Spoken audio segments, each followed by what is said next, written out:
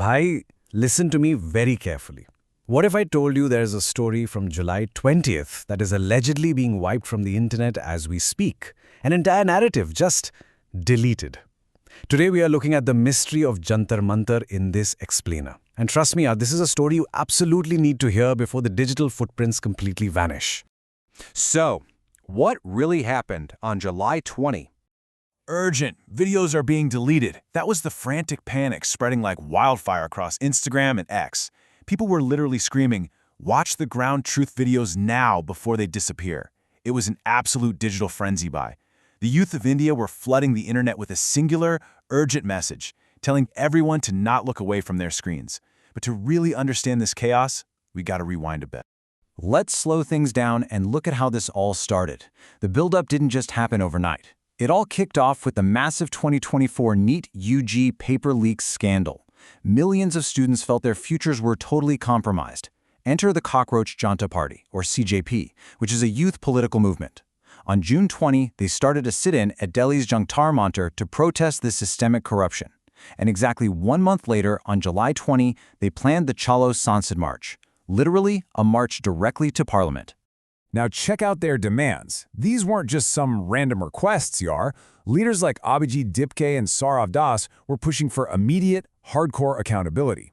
They wanted the Union Education Minister sacked immediately. They wanted complete, systemic reform of the examination system to end these paper leaks once and for all. But the most crucial demand here? A 1 crore rupee compensation for victims' families. And why? Because of what happened next. 16. Just take a second and let that sink in. 16. That is the reported number of student suicides across the country due to exam stress and the sheer hopelessness caused by these paper leaks. These aren't just statistics, Bhai. These are actual kids. This right here shows you the emotional core of this entire movement. Need 1 crore compensation to families of students who died by suicide. समझ आ रहा है ना? This is why these young kids, including minors, were sitting out in the open at Jantar Mantar for a whole month. They were desperate. They were fighting for the memory of their friends. The tension was at an absolute boiling point.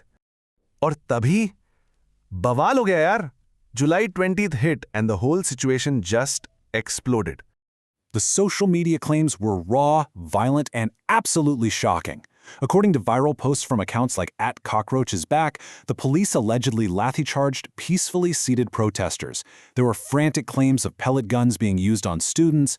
Reports just flooded in of 40 to 50 severe head injuries. CJP founder Abhijit Dipke was reportedly picked up by the police. Videos showed their protest stage and vehicles completely attacked and destroyed. The internet was literally shaking with these graphic videos of alleged brutality against minors. 12. Amidst all that viral chaos, there was a massive claim that a 12-year-old girl was reportedly left with a broken head. A 12-year-old? Yar! The outrage was completely off the charts. People were losing their minds online. लेकिन twist ये है भाई, just when you think you know exactly what happened, the narrative completely flips. Look at this. Completely false and misleading. The Delhi police officially dropped a massive fact-check statement, completely shutting down the social media narrative. They said the claims of a 12-year-old girl's head injury, the assaults on specific leaders, the extreme brutality, they said all of it was fake news, man. My mind was blown reading this contradiction. So let's put on our analytical hats for a second and look at this side by side. On one side, the protesters claim it was a peaceful demonstration where students were brutally attacked, resulting in 40 to 50 injuries. But on the flip side, the official Delhi police version says the exact opposite.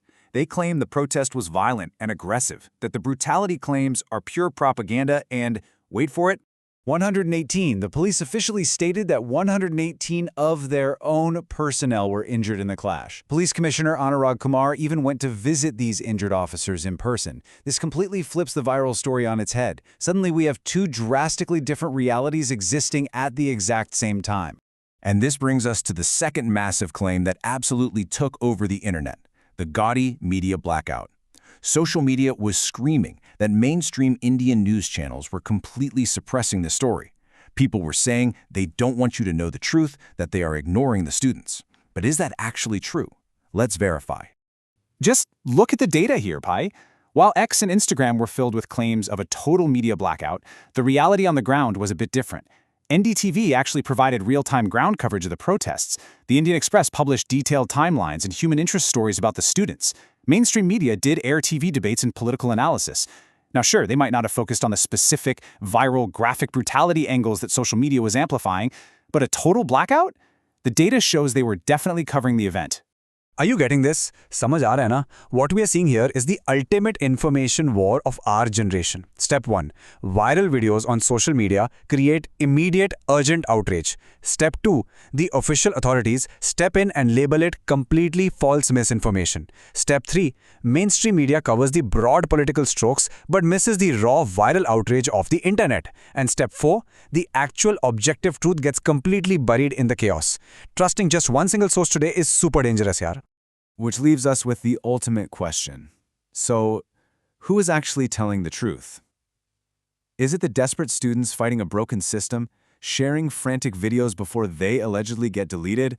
Or is it the official police force maintaining law and order against an aggressive mob? Ab tum batao bhai. I just laid out all the facts, the viral claims and the official denials right here in this explainer. What do you think really happened on July 20th? Drop your thoughts in the comments down below. Let's have a real debate. And if you want more deep dive explainers that cut through the noise, make sure to hit that like button, subscribe to the channel, and do not forget to ring that bell icon. Catch you in the next one, yaar.